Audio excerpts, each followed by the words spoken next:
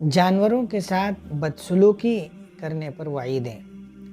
سرکار دو عالم صلی اللہ علیہ وسلم نے جانوروں کے ساتھ اچھا برتاؤ کرنے کی صورت میں جہاں پر اجر و ثواب کا وعدہ کیا ہے، وہیں پر انہی جانوروں کے ساتھ بدسلوکی کرنے کی صورت میں عقاب اور سزا کا باعث بھی بتایا ہے، حتیٰ کہ انتہائی درجے کی معصیت قرار دیا ہے۔ چنانچہ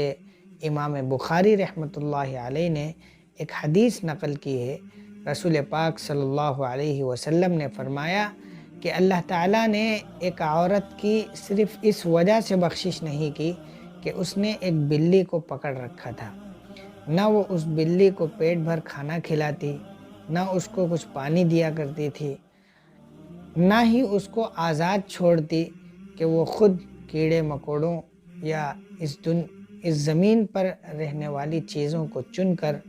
اپنا پیٹ بھر لیتی، یہاں تک کہ وہ فوت ہو جاتی ہے۔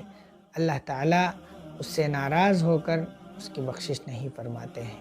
ایک دوسری روایت میں ہے، اللہ کے نبی صلی اللہ علیہ وسلم نے فرمایا کہ جانوروں کو ان کے چہروں پر مت مارو۔ ایک مرتبہ اللہ کے نبی صلی اللہ علیہ وسلم کے سامنے سے ایک گدھا گزرا جس کے چہرے کو داغا گیا تھا۔ اللہ کے نبی صلی اللہ علیہ وسلم نے دیکھ کر فرمایا کہ لعنت ہے اس کے مالک کے اوپر جس نے اس کے چہرے کو داغا ہے۔ ایک دوسری روایت جس کا مفہوم یہ ہے کہ اللہ کے نبی صلی اللہ علیہ وسلم نے جانوروں کے ساتھ برا برتاؤ کرنے والوں کے سلسلے میں یہ تک فرما دیا کہ ایسے لوگوں سے قصاص لیا جانا چاہیے۔